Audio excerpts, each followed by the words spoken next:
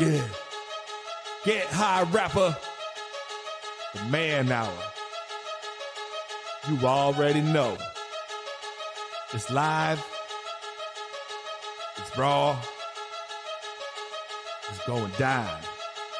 Like this. I'm going around and letting everybody know that they welcome to the show. It's the latest thing you ever seen, you already know. Let me introduce you to your host of the hour. It be Mike and Mike. Yeah, it's the man hour. Got the hottest plays, all the breaking news. Every rumor, every trade, every breaking bruise. Tighten knuckle screws. Yeah, it's going down. Have you saying what the fuck and never watered down. It's going down. I'll be rolling up. And if you buy it or you sell it, then you made the cut. Watch me flip it back. I can double up. I got sriracha for that ass, I'ma burn it up.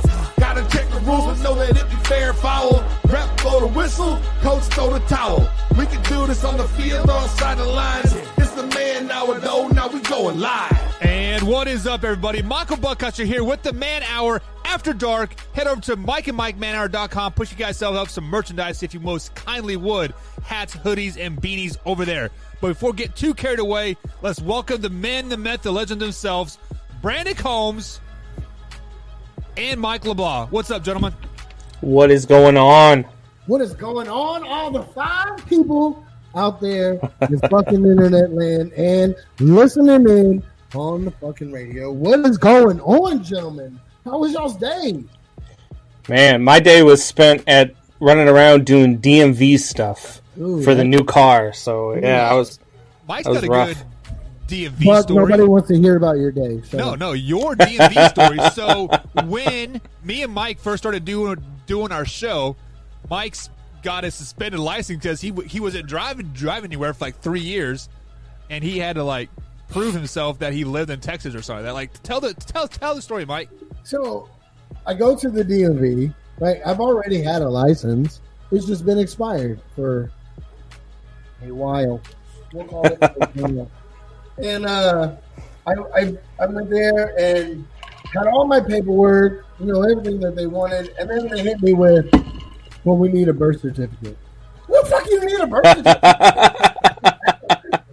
With you before. Like, fuck you need a... Look, I am fucking white and Caucasian, bitch. I was born in fucking America. That mean what you need is your Columbia hat or your like. I know, right? Like, I mean, how much is Columbia? How much more whiter can I get? How much? More you just tell them you're a Cowboys and a Packers fan. They'd be like, "All right, you're good." Oh yeah, they'd be like, "Oh, okay, you're good." So, no, guys, my day was fucking man. My day is so like right before we got before we came on, maybe about like an hour before we came on. I got a message from the owner of Fit Body Bootcamp. So I don't know if you guys know what Fit Body Bootcamp is. It's a gym, and it's a franchise, and they have like 6,500 gyms worldwide, and they want us to take over the marketing. So I'm celebrating. Hey man, congrats. That's awesome. Fucking go. Let's rack in those Benjamins and. So, I got a crazy little story for you boys here. Apparently, here in southern Indiana... So, let's go ahead and move on to college football, because nobody really... southern Indiana, did you guys know if you put a pineapple in front of your house, that means you're a swinger? Wow. Wait, what? So, what? So, here in southern Indiana, because we live in, the richer part of town, right? And we were looking at houses, and, all these houses had pineapples in front of the houses. And I'm like, what the fuck does this mean? And I'm Googling it. Apparently, if you put a pineapple in front of your house, that means your wife is available to swing. So we trade wives, we trade husbands, that type of thing. You notice how he said we? Yeah. No. I was gonna say, did your wife come home today with a couple extra pineapples? Is that what happened? I would have had 2 black eyes and I wouldn't be here. You guys know that 100%. But I'm going to get pineapples. I don't have a wife anymore, but I'm open. Well, I'm just saying, have you guys ever heard of anything like that? I've never fucking heard anything like that. Like pineapple. I wonder. Well, I'm gonna start driving through neighborhoods. I'm gonna start looking for pineapples. I'm gonna see a pineapple. I'm gonna knock on the door. Well, there are some good-looking older women here. Is your wife available? So over here on the chat line, old Jared says, "Oh, that's why Hayward wants to go back home." So there you go. So talking about Gordon Hayward, right. Go back home to Utah, right? Like that. Like no, he's from Indiana. Is he? Dude, Mm-hmm. the people that are the Mormons, right? Those are the ones that have like multiple wives. They're polygamous, right? Yeah, polygamous. Can you imagine having like 4 or 5 wives? I was married for 50 years. And when I had nagged so much, I was like, how could you have like 4 nagging? I think I would fucking just shoot myself. You see what my son said, Buck? Yeah, so Junior, my wife actually kicks me out into the garage. So, like, I'm literally in the corner. You do look like you're hiding in the bunker, though.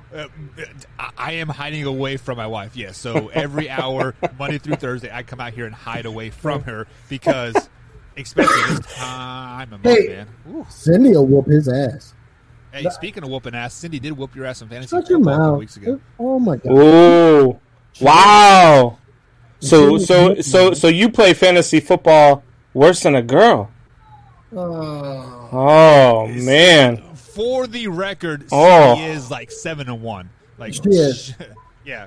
The And you only know person what? that If she I lost to was fucking Steve. wouldn't have left Mozart on the fucking bench, I would have won. I would have won. And I wouldn't have to listen to this fucking... Buck, how many times has she beaten you this year? She... Or are you the one in the 7-1? No, she lost to Steve. So Steve's in last place, and he beat her last week or 2 weeks ago. She beat me week 1 or week 2. So it was pretty ugly, honestly. It was like 160 to like 55. It was horrible. But speaking of football, guys, college football season is air quotes upon us. Maybe, kind of. Wisconsin has decided to sit out the rest of the season, and then also there are players deciding to opt out of the rest of the season as well. One of them, most notably, is the Pitt defensive end, Senior, which he should be a first-round draft pick, said he is not going to play in the rest of the college football season either. With that being said, are you guys okay with these players opting out because of COVID because their teams suck? Brandon. Look, man, I have a hard time not being okay with anything that NCAA players decide to do because of how the NCAA has exploited them over the last, I don't know, since they've existed. They've made so much money off of these kids. They've done so much with these kids. Like I have zero problem with these kids opting out, and whether it's due to COVID, whether it's due to their team sucking, whether it's just due to them wanting to get into the draft and not get hurt. No issues with any of it. I don't have a problem with college football players because the NCAA takes advantage of them anyway. So do what you got to do. No, I couldn't agree more.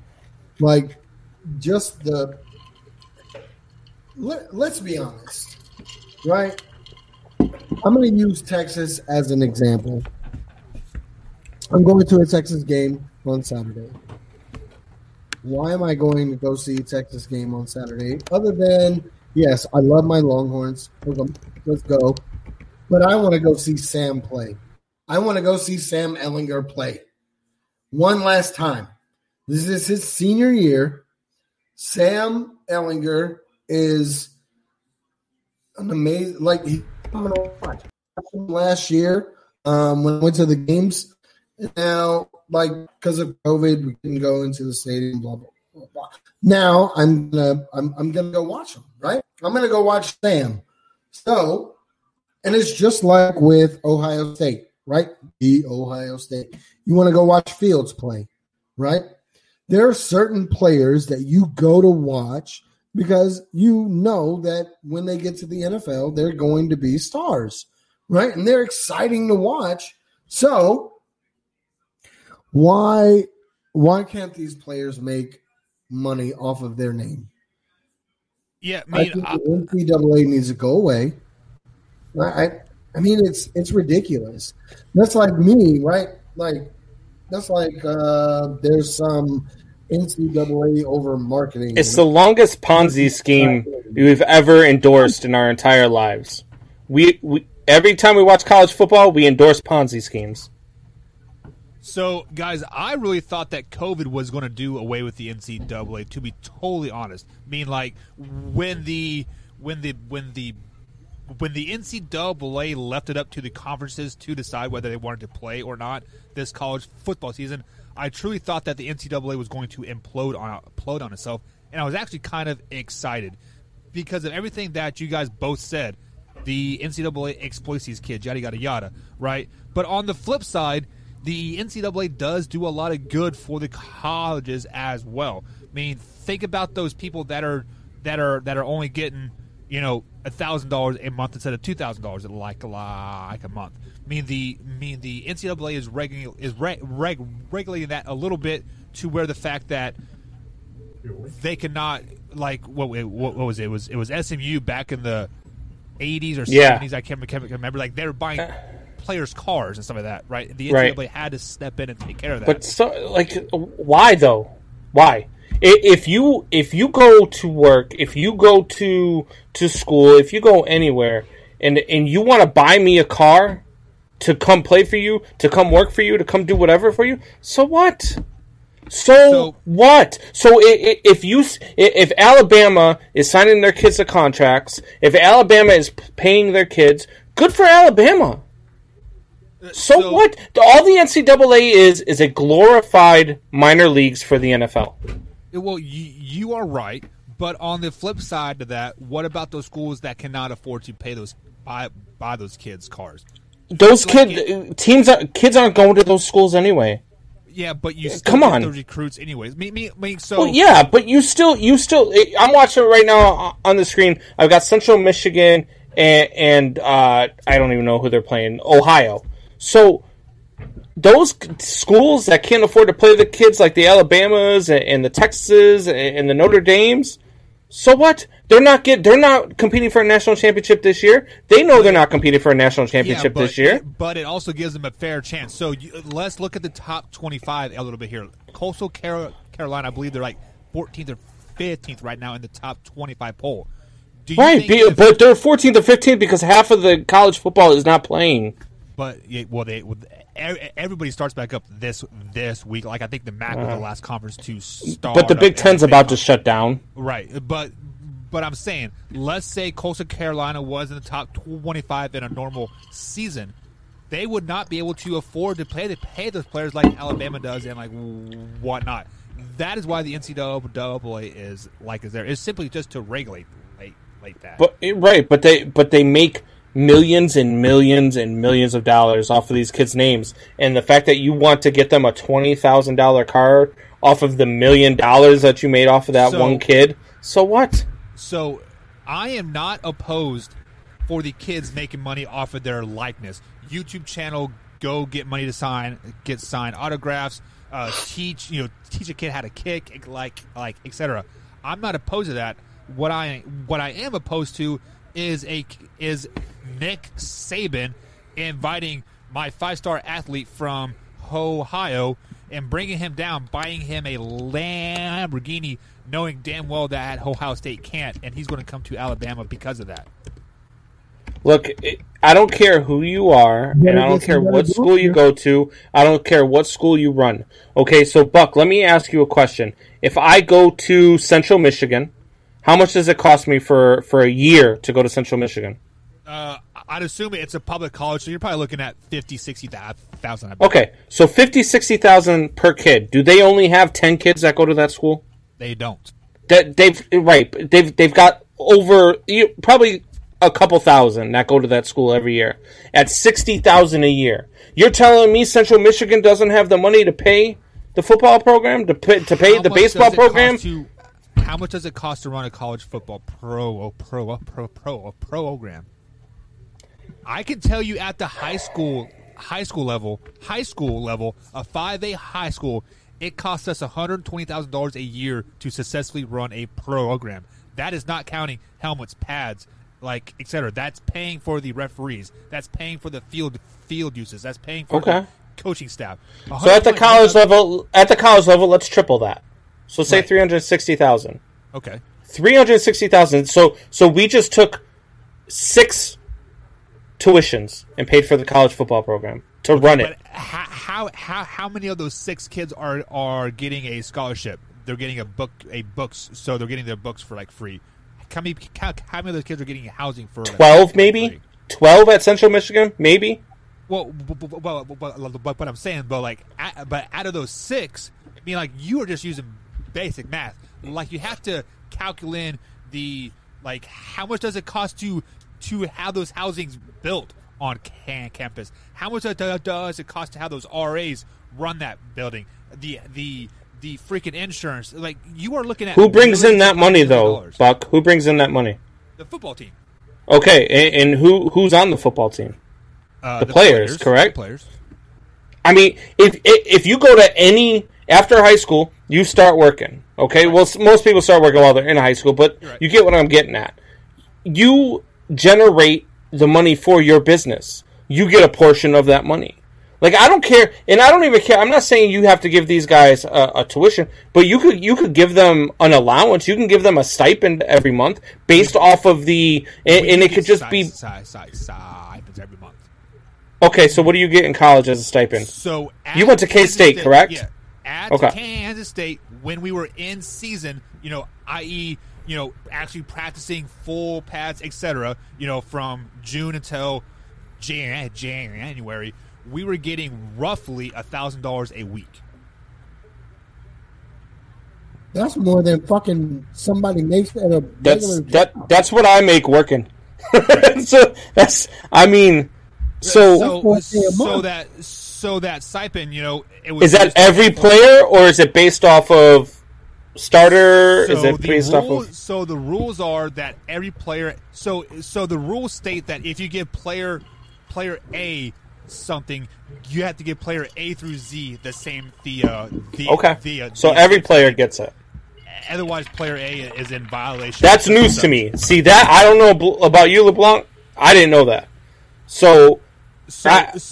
Let me emphasize that is only in season, and I misspoke from the June to January. It is actually only guaranteed game seasons. So when we had a game that pertained to September to January, right? So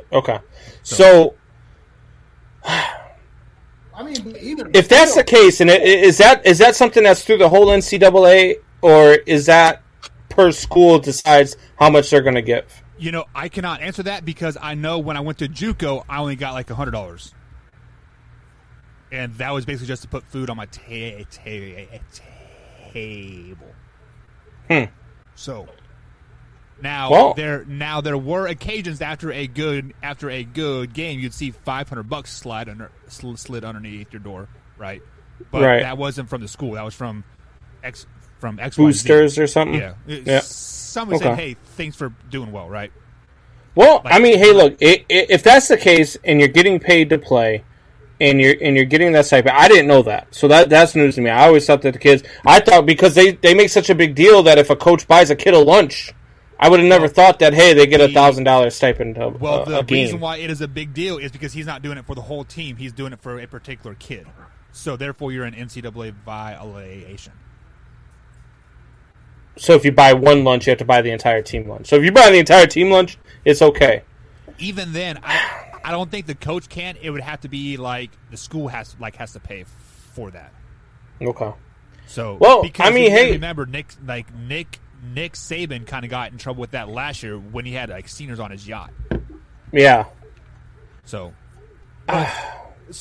basically, what in a roundabout circle to complete this conversation full circle here is that I'm not mad about the kids for opting out.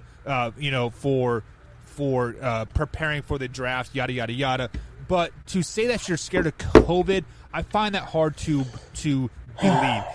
Because in a controlled atmosphere like college football is, you are on a schedule. 6 a.m. you have weights. From 7 till 10, you have class. Like, you are in the same community day in and day out. You are safer playing football than you are back at home in the hood, right? Yeah, but I mean, tell that to guys like Trevor Lawrence. Yeah, who doesn't live in the hood? Look, I I don't care if it, look, and the same thing with the NFL. If they're scared of it, they're scared of it. Like, I live the same. Like, I tell them. So when you have people in your life who fear COVID and fear everything, and me myself, I'm not one of those guys. Like, me neither. To me, it's a maybe a more severe strain of the flu. That's how I feel about it. Yeah. But other people are scared of it. And I don't blame you for being scared of it because it's obviously very real. Not hundreds of thousands of people have died from it, but probably about 20,000 people maybe have died from it. So same as the flu, right? Right, but still, I mean, it's something, especially for older people. If you're around older people, or if you live at home with your older parents, or if you live at home with a child who has underlying conditions, I don't mind if you're scared of it. It is what it is. So for the same thing for NFL players, if you want to opt out, opt out. That's your right. And I'm not going to damn anybody, even college players, for opting out for COVID, because if that's their reason, then hey. I mean, that's the reason. It is what it is. It's up to them to answer. In football locker rooms, Buck, just like, the locker room environment, man, if you aren't a part of your family, if you aren't a part of that, good luck trying to get back in. Right, exactly. Mike, any closing thoughts before we head to a quick break? I'm good. All right, guys. We're going to take a quick little break. On the other side of the break, we're going to talk a little AB and the Tampa Bay Buccaneers. Does AB's success solely rely on Tom Brady's shoulders moving forward? Right after the break, guys, we'll talk about that. Man Hour After Dark. We'll be right back.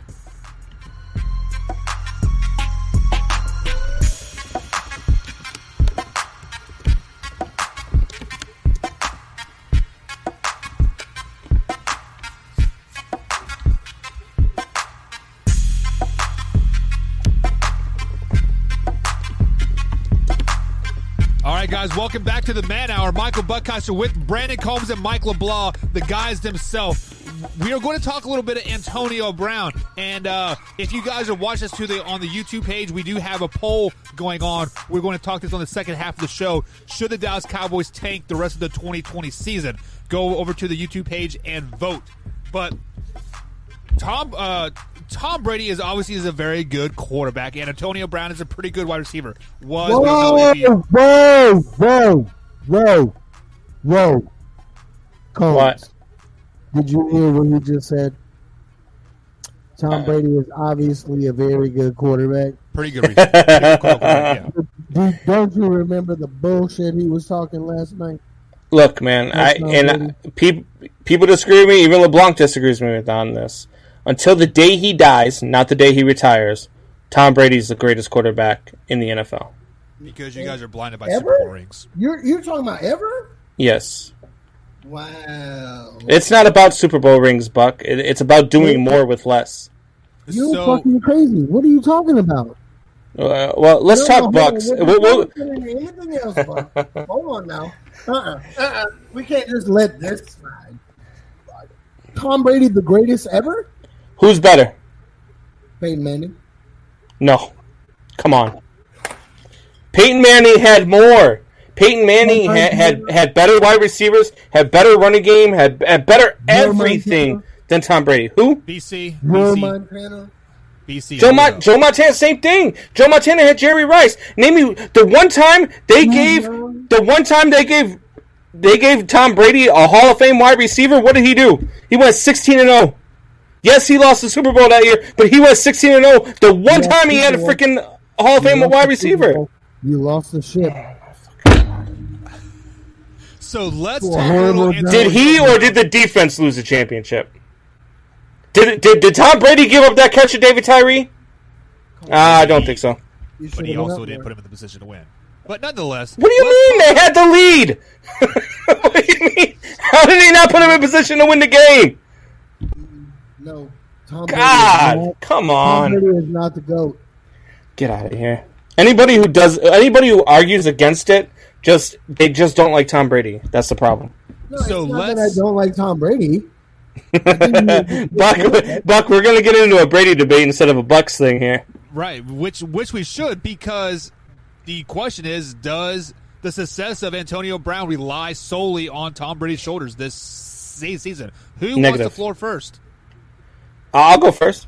The success of Antonio Brown lies solely in Antonio Brown. If Antonio Brown's going to be successful, Antonio Brown needs to change the way that he has been over the last, 3 or 4 seasons. You have to change your attitude. You have to change your mental state. You have to change all of the things that you've been doing that have gotten you removed from the league. So if Antonio Brown can come and do those things, Antonio Brown is a top 5 wide receiver in this league still. Antonio Brown is an amazing wide receiver. And if he can stop doing all the stupid shit that he does off the field, then that's where his success is going to come from. Because on the field, there's no denying this man's talent. Zero. It has nothing to do with Tom Brady. It has nothing to do with Mike Evans. It has nothing to do with Chris Godwin. It has nothing to do with coaching. It has to do with Antonio Brown and where he's at mentally. And that is what his success depends on. To answer... I agree. It's not up to Tom Brady. It's up to AB himself.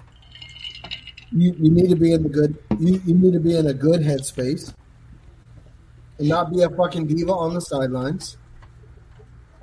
I think it solely depends on AB. So it solely depends on Tom Brady because Antonio Brown and Tom Brady are roommates right now.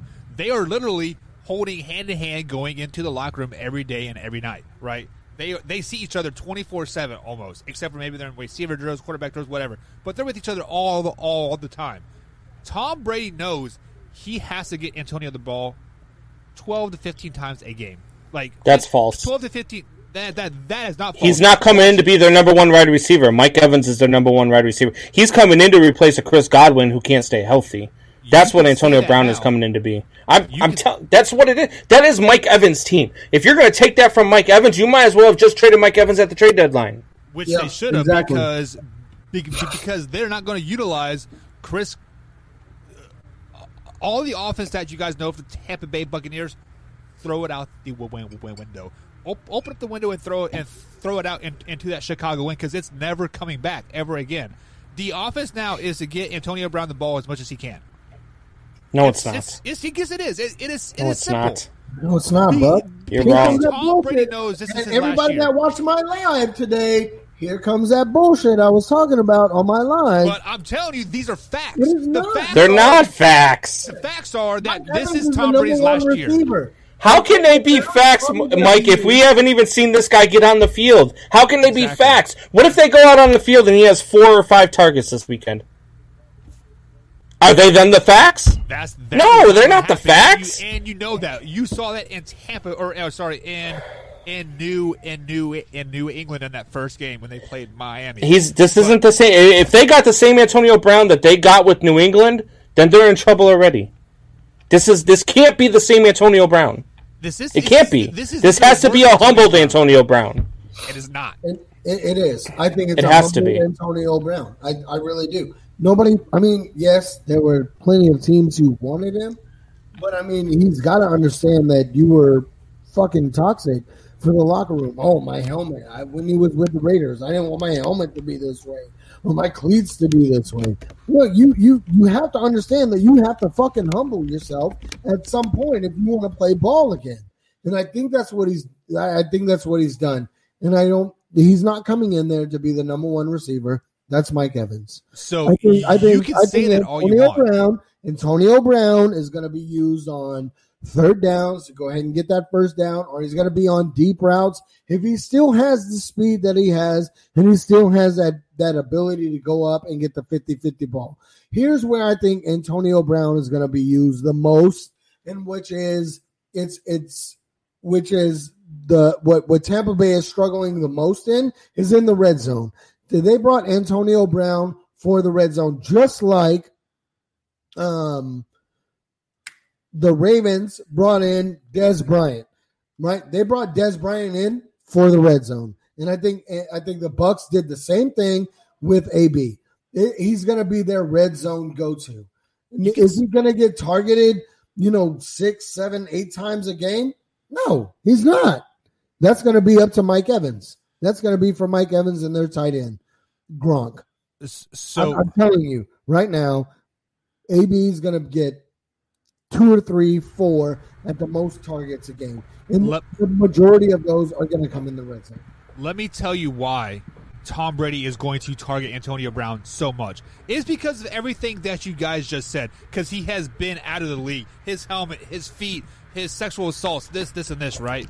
Tom Brady knows that he has to make Antonio Brown a success this season for him to get a chance anywhere else. They are roommates right now. As a roommate, you want your boy to succeed, right? Mike, like if me and you are boys, I want to see you succeed. You can fall flat on your face. I want to be the first one there to pick you up and see you succeed. That's why Tom Brady's ultimate thing is to make Antonio Brown succeed, and to make him succeed is getting him 12 to 15 targets every game. Like, I don't care if it's in the red zone, in the open field, 12 to 15 targets, period. No, you're wrong. You're 100% wrong. 100% wrong. AB is not coming to this team to be a number one wide receiver. And if he thinks he's coming in to be a number one wide receiver, if he thinks he's coming in to get 12 to 15 targets per game, he's wrong. And that's exactly why he's roommates with Tom Brady. So that Tom Brady can say, hey, look, this is our game plan. This is what we're going to do. Get on board. So, and that's exactly why he's roommates with Tom Brady. It is because Tom Brady knows he has to force feed him the ball, just like what Jared said in the chat here. He's not going he to has to force feed him the ball. And here's why: everything that the Bucs are doing right now is fucking working. So Tom is going to look at AB and be like, "Is it really working?" The fact that the thing that you're missing is that Bruce Arians is still this coach. Hold on, Combs. What's their record? 6-2. 6-2. So everything is fucking working. Yeah. Unless you're the fucking Steelers, where Jared, he does not think he's coming in to be the number one wide receiver. Tom doesn't think that. Mike Evans is Tom's number one wide receiver. Hell, I can almost tell you right now that Tom likes that freaking God, I'm gonna forget his name now. That other slot receiver they have, number 10 there, I can't think of his name right now. Scotty Williams or something like that. He's the one that I think Tom is in love with. That's Tom Brady's new Julian Edelman. yes. Antonio Brown is coming in to replace Chris Godwin because Chris Godwin can't stay healthy. He is going to get Chris Godwin's attempts. He's going to get Chris Godwin's targets, maybe 1 or 2 or maybe 3 more than Chris Godwin, because Antonio Brown can make things happen more than Chris Godwin can. He can run better routes than Chris Godwin can. He's going to get open more than Chris Godwin did. So yes, he's going to get more targets than Chris Godwin, but he's not going to get what you think, and he's not going to be force-fed the ball. Tom's too smart for that. You are proving my point for me right there. He is and coming in that's why to he's his roommate. He's there. Like, hey, bro. Like, look, man. Scotty Miller. Yes, Scotty like Miller. He was in New England. I'm not going to be force feeding you the ball. Our game plan has worked up until this point. Did you not hear what Brandon just said? I can see Tom sitting there and being like, look, Antonio, like, we don't need you. If you're open, I'll get it to you. But if you're open, I'm going to get you the ball. So exactly. Don't be coming to me on the sideline telling me, hey, throw me the ball, throw me the ball, throw me the ball. Yeah. And that's why he's going to get more targets than Chris Godwin. He's going to get that because he gets open more than Chris Godwin does. He's a better route runner. He's more able to get himself free. And if he gets himself free, that's going to draw somebody else, which is going to make Mike Evans open, which is going to get Mike Evans more touches. Mike Evans is already open, and he doesn't get any touches because Mike Evans is not always open. Down the field anyways. No, Chris Godwin's been hurt all year. Mike Evans is not open. They're double-teaming him just about every damn down. So, Brandon, let me tell you what you just said. You said Antonio Brown is coming in there to take Chris Godwin's number two spot, right? Yes. And possibly get a couple extra targets more than Chris Godwin, right? Yes. Chris Godwin is the leading target on the Tampa Bay Buccaneers right now. More than Mike Evans, more than Scotty Miller, more than Gronk, more than that other tight end that just tore his ACL.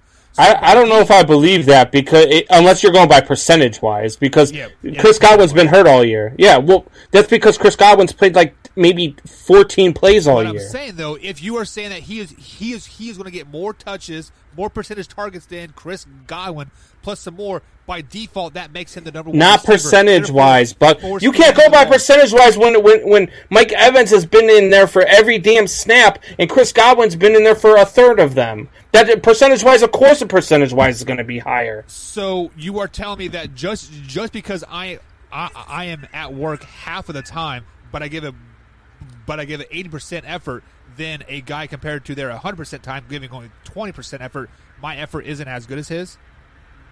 That's not what I'm saying at all. Exactly I'm saying is you're trying to take a percentage of a guy. All right, so he's been on the field for 25 snaps, and he's gotten, 13 targets. Right. Okay?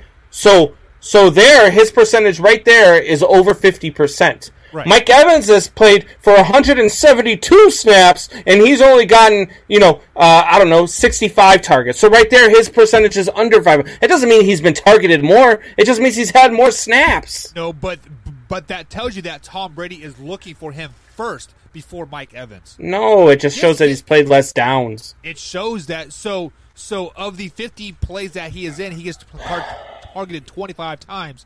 That tells you Tom Brady is force-feeding him the ball. Tom Brady knows he's in there. He's going in there. The same thing's going to happen to, like, AB. Look, man, I know that you're, you coach in high school, so you're probably used to all this, this new way of Common Core math and all that shit. But that's not what this is, man. He is going to get Chris Godwin's attempts. He is going to get 13 targets. What? Are you drinking the Bud Light? That's fucking gross. Bud Light's pretty good. You know what's gross? Is your internet that keeps freezing. That's gross. Yeah. Be a fucking man. Just face it, Brandon. You are wrong. Because no, you don't you're want to wrong. look at the percentage of like total. What? You're frozen. You're frozen. You're fucking You're wrong. No, so wrong. We are both speaking about the wrong percentages. What the percentage that we want to see is when Chris Godwin and Mike Evans are both on the field, who gets targeted more percent wise, and I bet you it's Chris Godwin. I don't have those numbers in front of me, but I can tell you it's probably him. Well, let's revisit this conversation in 3 weeks, Buck. Let's give it 3 weeks for this to take place. I bet you over the next 3 weeks that Antonio Brown has less targets than Mike Evans. Okay, total targets or percentage? Total targets. Okay. I don't want to go percentage. I want to go total targets. That sounds good. So in 3 weeks, let's give it a month. Let's give it full 4 games, right? So sure. Antonio Brown gets because let's be honest, this first week of him playing, it's like, hey, you run as fast as you can. I'm going to throw it as far as I can, right? Let's be honest, like that's kind of what it's. Well, if that's the case, then the ball's going to Mike Evans because he's faster than Antonio Brown. True, but nonetheless, guys, let's take a quick little break, guys. You know what? It's going to make this. Antonio Brown coming on this team is going to make the Bucs offense that much better. This right? team's going to Super Bowl like I predicted. Now you have the fucking game plan for Antonio Brown. Super Bowl. Don't discredit Antonio Brown just because he's been out of football. Don't discredit him. Now guess what? You're not going to double team Mike Evans because now you got Antonio Brown to deal with. And now you got Gronk to deal with. So you've got Antonio Brown, Gronk, and Mike Evans to deal with. I'm not discrediting his ability. I'm discrediting his mindset and play. It's like his ego on the field. That's what I'm discrediting. But let's head to a quick break, guys. On the other side of the break, we're going to talk. Should the Dallas Cowboys tank for the rest of the 2020 season? That is the poll over on the YouTube page. Head to youtube.com/Mike and Mike Man Hour and vote. Yes or no? Should the Cowboys tank for the rest of the 2020 season? We'll be right back here on the Man Hour after dark.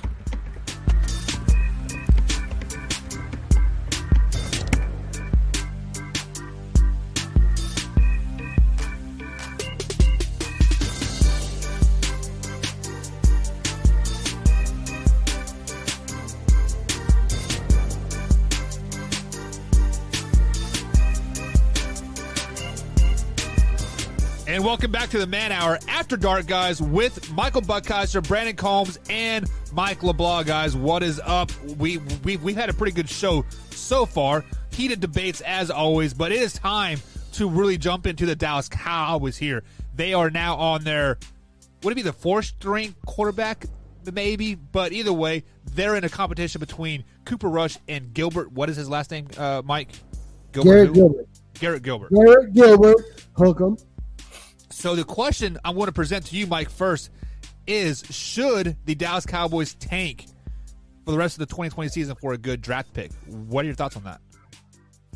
I mean, the only reason why you really tank is to go after a quarterback, right? Because you want a high pick to go after a quarterback. But, no, man, it's hard to say. One player defense is not going to make that defense just better. It's not. So if you're tanking, I mean, what are you going for? An offensive lineman or a defensive player that you could probably get if you don't tank? And you're probably going to end up with the, 6th, 7th, 8th pick in the draft. So why tank? Look, they don't need to tank. They're just bad. They're not going to get the number one pick. You're probably going to end up with the 4th or 5th pick, maybe even the 6th. Let's say something goes crazy, you win a couple more games, you end up with the 6th, 7th pick, whatever it is. You're still going to end up in position to draft what you need, which is a quarterback moving forward, because it's obvious you're not giving Dak a contract. So you can get a Kellen Mond, a Kyle Trask, all sorts of these guys are out, Justin Fields. You can get one of those guys with the 6th or 7th pick. So to tank, no, but they don't need to tank because they're not good. And Buck, I know you have them winning the division somehow, some way. I have no clue how. I think usually when you make your picks, you like bend over and whatever comes out, you're like, hey, that's what I'm going with. They are not going to win the division. They're not very good. They're not winning more than 4, maybe 5 at the most games. Wait. You don't think they're going to re-sign Dak? No. They will sign him to another franchise tag. They're going to sign him to a franchise tag. All right, yeah, they'll give him a franchise tag, but it's for the ability to go play somewhere else. It's for the ability to showcase what he can do after he get hurt, because Jerry Jones will give him the respect of doing that. Nope, Dak Prescott will be the starting. No, he won't. As long as he is healthy, Dak Prescott will be the starting quarterback of the Dallas Cowboys next season. Well, I'm with you, Colin. I don't want him to be. For the future or for next year? Next year, he's going to be the starting quarterback. Yeah, that's what I'm saying. Next year, they'll give him that contract. They'll give him that because they'll draft a quarterback that they're going to sit and sit behind Dak Prescott. And then Dak Prescott will be gone, and he'll be in a Bears uniform the following season. So let me give you guys the correct answer. The correct answer is no, the Dallas Cowboys should not tank for the rest of the season. Because, I don't think they should either. Well, because the reason is because whether they try to tank or not, there is going to be a winner from that division, and that winner from that division is going to make the playoffs, and they're going to get like a 20 plus pick, right? Is that how I figured out? 24 plus pick, right? Because of how the records fall in place, yada yada yada.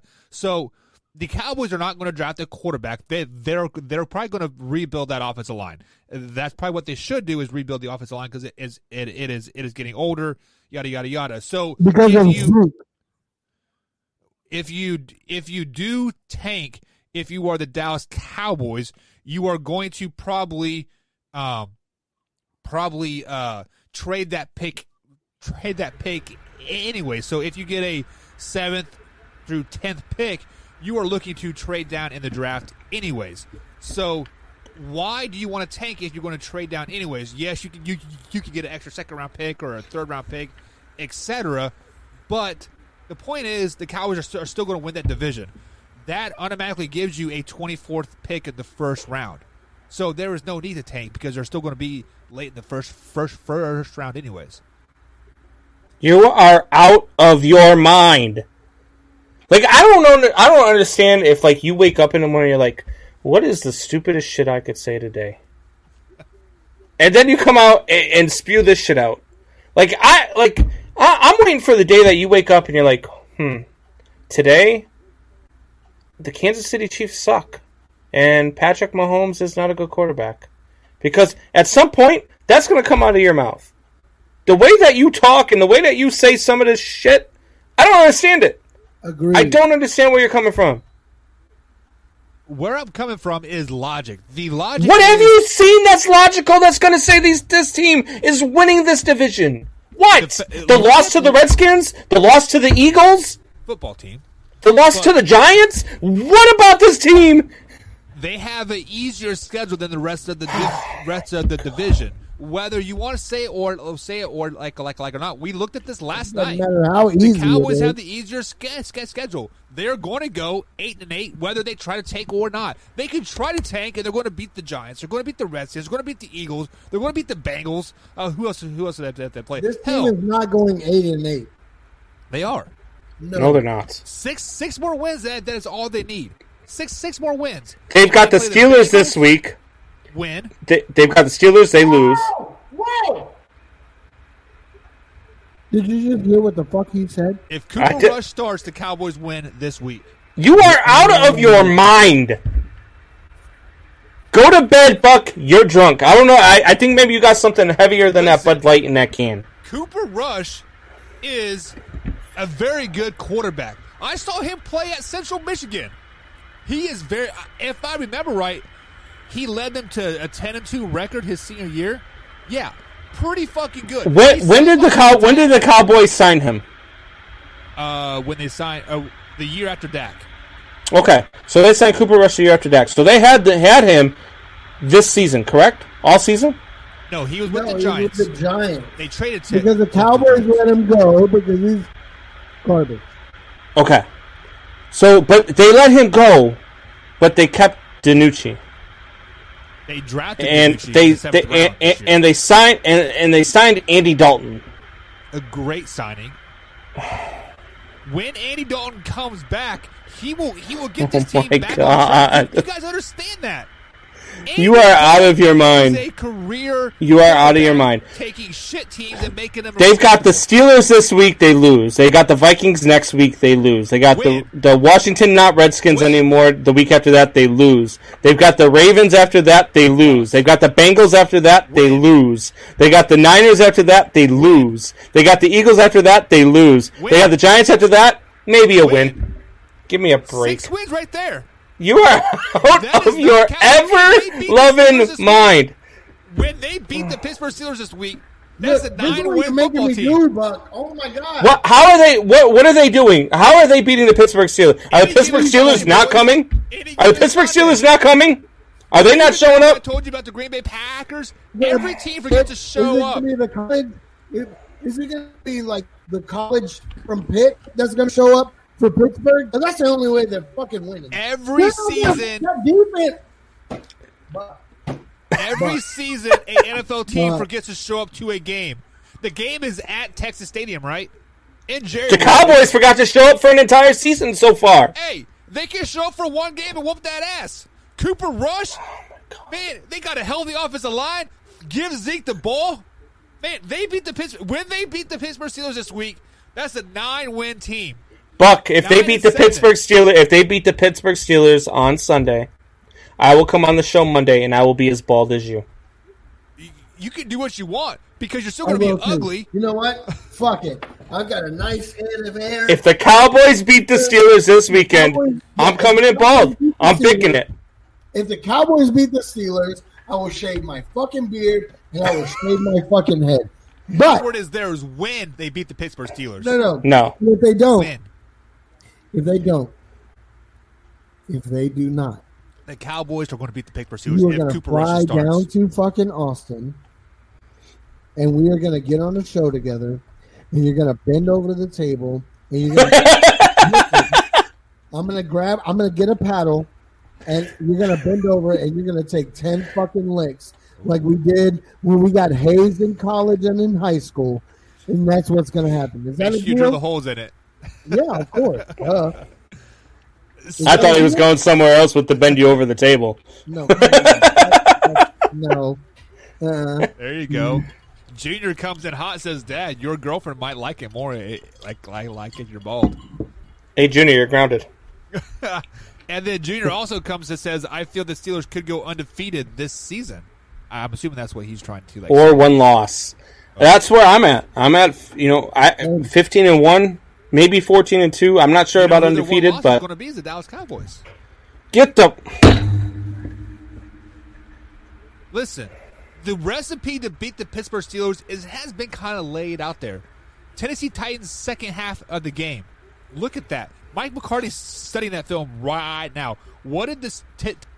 All right, so this needed to be done, so it got done. I don't know what to do, so I took him off the show. It's just me and you, LeBlanc. This guy is out of his damn mind. The fucking Cowboys beating. What is he thinking?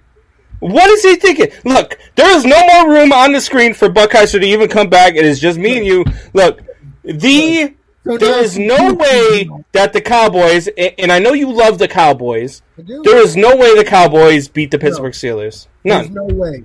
There is no way. Number one, right?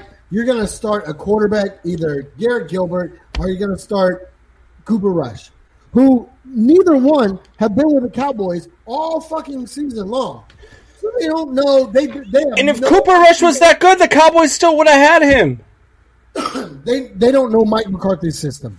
He's trash. So now we're back to a limited playbook against arguably the number one defense in the league. No, I'm with you.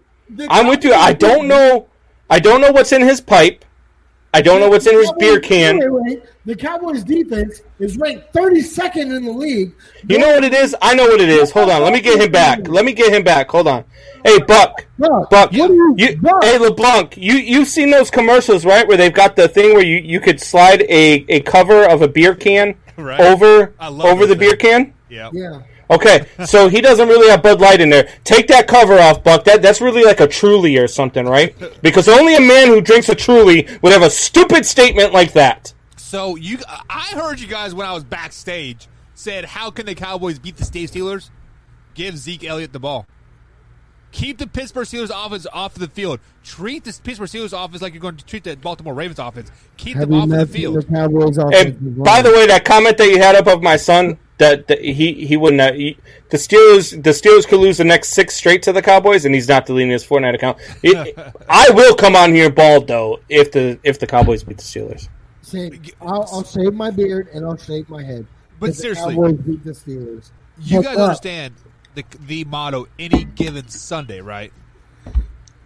Let's be honest. The Cowboys were embarrassed last week. They're going to get embarrassed again this weekend. No. That any given Sunday is for like the Bengals. Every fucking week. Is for the Bengals to beat like the Ravens or the Bengals to beat whoever they're beating, because the Bengals actually have potential and are actually good. The Cowboys have no potential. The Cowboys aren't good. They're just not good right now. They're not good defensively. They're not good offensively. Come on, man. This is the same Cowboys team that went toe-to-toe with the L.A. Rams. They should have beat the L.A. Rams if there wasn't a bogus pass interference call. This is the same Cowboys team that took the Seattle Seahawks to one last drive to beat them. Who was the quarterback? Hey, one of you guys got a place I can sleep if the Cowboys win this weekend? Yeah, you can. I got a Cowboys jersey and Dak Prescott. You can come. You can come down, and sleep. Hell, all right. Sleep in the bed too. I got a nice new car. It'll get me down to Southern Indiana pretty quick. There we go. But This is the best thing about the Cowboys moving forward is they haven't named a starting quarterback yet. Who are the Steelers preparing for? Are they preparing for a mobile quarterback to roll the pocket? Buck. Please stop. The facts are the facts. Facts are facts. No, they're not facts. This is just bullshit that is just flowing out of your fucking mouth right now. It is not. It's either going to be Cooper Rush or Garrett Gilbert. Neither one. A mobile quarterback. Hey, LeBlanc. Fucking Garrett Gilbert. LeBlanc, did you ever see The Exorcist, LeBlanc? Yes. All right. So you remember when she spews all that green shit all over the place? And she's walking up. That's Buck every time he talks. That's Buck every time he talks on the Man Hour. Oh, Listen, my God. you guys are going to look really fucking silly when I play this back on Monday. And I said, hey, the Cowboys are going to beat the Steelers because of XYZ. And they do XYZ, and they beat them 17-10. So, hey, Buck, what are you putting up since you're so confident? What are you putting up? What do you want me to put up? I mean, I'm putting up the 18. You know what I think you should put I will up? buy a Lamar Jackson jersey. How about that? No, I think I got one better for you. I've got a Raiders jersey I could send you. Okay. You come on in the Raiders. Yeah, oh yeah, you come on in a Raiders jersey. Yeah, because I am confident the Cowboys are going to beat the Steelers 17-10. Zeke Elliott will touch the ball 30 times. No. But I guarantee No. You're going to come on the show in a Raiders jersey. Okay. And I want you to say the Raiders are better than the Chiefs and Patrick Mahomes sucks dick. I'm not going to spill lies. No, You're spilling lies this entire show. You guys are wrong. What's different?